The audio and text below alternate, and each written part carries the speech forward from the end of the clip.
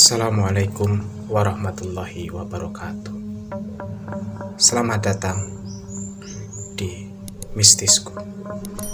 Pada hari Selasa tanggal 21 September, kami mendapatkan informasi dari salah satu koresponden kami yang menginformasikan keberadaan sebuah tempat pesugihan Buto Ijo.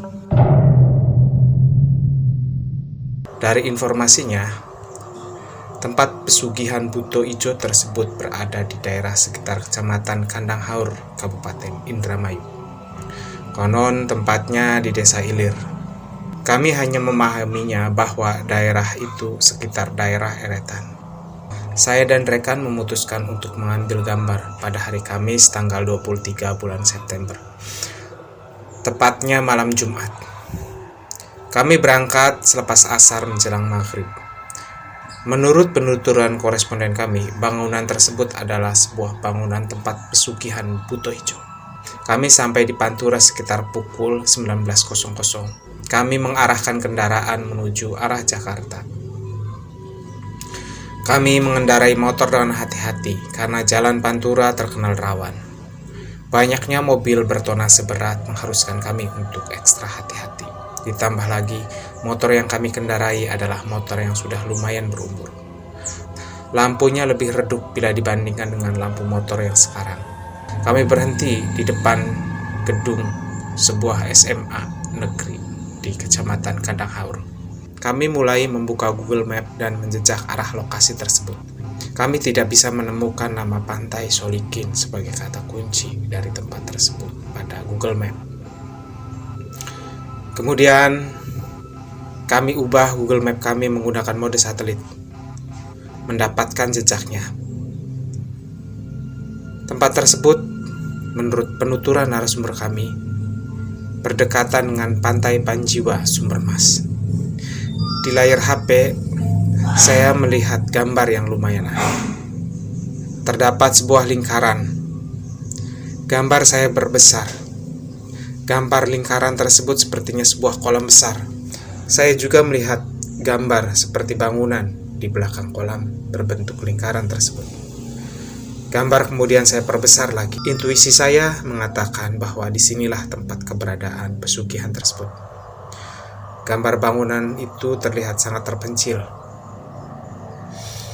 Arah Google Map mengarahkan kami memutar ke arah Cirebon. Kami kemudian mencari bukaan di marka jalan supaya kami bisa putar balik. Kurang lebih 1-2 km kami baru mendapatkan akses putar balik tersebut. Kami kemudian mengarahkan kendaraan ke titik yang kami yakini sebagai tempat pesugihan tersebut. Saya kemudian mengarahkan kendaraan ke sebuah akses jalan yang di atasnya bertuliskan Min Saya Mina. Kami menyusuri jalan mencari orang-orang yang sedang bersantai. Kendaraan saya rem, saya melihat sekumpulan bapak-bapak yang sedang ngobrol. Kemudian saya mengucapkan permisi dan bertanya tentang keberadaan tempat tersebut. Bapak tersebut menceritakan keberadaan tempat tersebut, bahwa tempat tersebut berada di tengah-tengah hutan bakau. Jalannya juga sangat rawan. Tempat tersebut sangat terpencil. Bapak-bapak itu kemudian menanyai asal kami. Kami menjawabnya bahwa kami dari Indramayu. Bapak-bapak itu menyarankan kepada saya untuk tidak mengunjunginya. Tempat itu sangat berbahaya. Saya tidak berani menanyakan sebabnya. Sejujurnya, nyali saya sempat menciut. Tetapi saya tidak mau mengalah pada rasa takut saya. Pencarian tempat ini sangat susah. Tidak mungkin saya melepaskannya. Saya kemudian mengucapkan terima kasih pada bapak-bapak yang sudah menjelaskan perihal tempat tersebut. Kami melanjutkan pencarian tempat pesugihan tersebut. Saya menyuruh teman saya untuk terus menghidupkan Google Map mode satelit. Teman saya suruh di depan untuk memandu saya menyusuri jalan sesuai dengan Google Map mode satelit. Berkali-kali kami berhenti untuk memastikan arah yang tepat. Kami mulai masuk ke kawasan hutan bakau. Jalannya sangat kecil dan disusun dari lumpur-lumpur kering. Kami mengendarai motor kami dengan sangat berhati-hati. Kalau saja sampai terpleset, tentu kami akan masuk ke kubangan rawa bakau yang ada di samping kiri dan kanannya. Tidak ada penerangan semenjak kami memasuki daerah sebelum hutan bakau. Sinar rembulan tak mampu menembus rimbunnya hutan bakau yang kami lewati. Kami menemui sebuah jembatan yang terbuat dari anyaman bambu. Saya turun dari motor kemudian mengecek kekuatan jembatan anyaman bambu tersebut. Setelah saya cek, jembatan anyaman bambu itu lumayan kuat untuk dilewati motor kami. Kami melanjutkan perjalanan kami. Beberapa saat kemudian kami melihat kolam lingkaran yang kami lihat di Google Map mode satelit. Kami mengikuti melipir di pematang danau tersebut. Saya melihat ada jalan berbelok. Kemudian saya berhenti. Terlihat samar-samar ada sebuah bangunan. Saya kemudian mengarahkan sepeda motor ke arah bangunan tersebut. Samar-samar terlihat bangunan itu mirip seperti bangunan yang direkomendasikan koresponden kami. Pada bangunan tersebut tidak ada lampu yang meneranginya. Kami menyiapkan peralatan ekspedisi kami. Sepatu bot, lampu senter kepala, semuanya kami gunakan. Tiba-tiba terlintas ada sebuah keganjilan. Seekor ayam berwarna hitam yang sedang mondar-mandir di malam hari. Setahu saya, ayam apabila sudah malam, dia tidak akan berjalan kemanapun, dia akan tidur. Tetapi ayam itu tidak. Saya pun tidak menghiraukan fenomena tersebut. Saya mengarahkan kamera ke bangunan pesugihan tersebut. Bangunan ini terlihat sangat tidak terurus. Saya merasakan keangkeran tersendiri. Bangunan ini seperti bangunan zaman Belanda. Tiba-tiba saya melihat bangunan yang berbeda di sampingnya. Sepintas, sepertinya dibuat dengan atap asbes. Kami menghampirinya.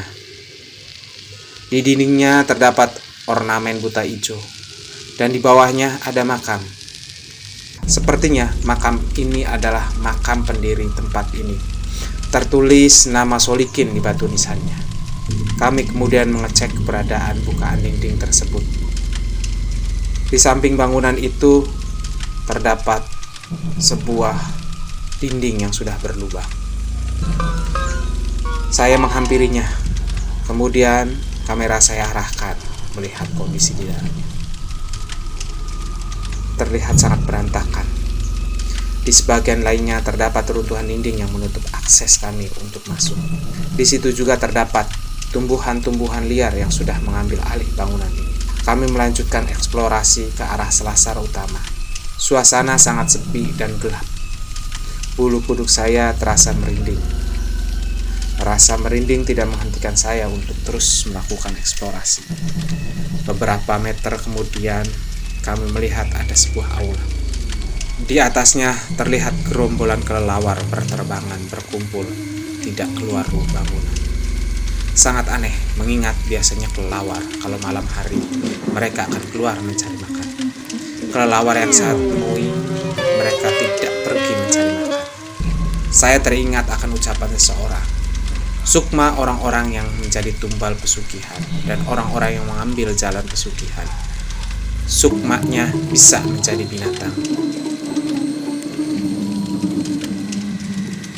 Saya bertanya-tanya di dalam hati, apakah mungkin kelelawar-kelelawar itu adalah sukma-sukma mereka? Ketika saya melihat ke ujung aula, terlihat singgasana dan ornamen buta hijau. Di mulutnya terdapat pesan-pesan bijaksana. Saya merasakan merinding. Jangan-jangan apa yang menjadi desas-desus itu benar. Setelah kematian pendirinya, tempat ini dijadikan tempat pesugihan. Saya pun tidak tahu. Perasaan merinding dan penasaran menjadi satu. Tiba-tiba saya melihat tertera ayat suci Al-Quran dan petuah bijak di bawahnya. Di bawah ornamen buta hijau tersebut terdapat naskah-naskah yang berisi daftar ramalan kehidupan dan jalan hidup manusia sesuai dengan lambang menurut wayang. Di sampingnya ada sebuah dinding. Di dinding tersebut terdapat topeng karakter yang sebagian sudah tidak ada. Saya berpikir, apakah topeng-topeng yang tidak ada tersebut sudah diambil oleh orang-orang yang sudah disiapkan dan sesuai karakternya. Kemudian kami melanjutkan ekspedisi kami ke belakang. Di samping belakang ada sebuah ruangan yang salah satunya terdapat mesin genset. Bangunan ini mungkin dulunya adalah bangunan yang sangat megah, karena begitu banyak kamar. Kami menelusuri masuk ke dalam. Di sebuah bangunan, kami melihat sepasang burung yang berterbangan tidak mau keluar ruangan. Kami tidak mau berlama-lama mengganggu mereka. Kami melanjutkan eksplorasi kami. Kami terus menelusuri sudut-sudut bangunan yang sebagiannya sudah roboh.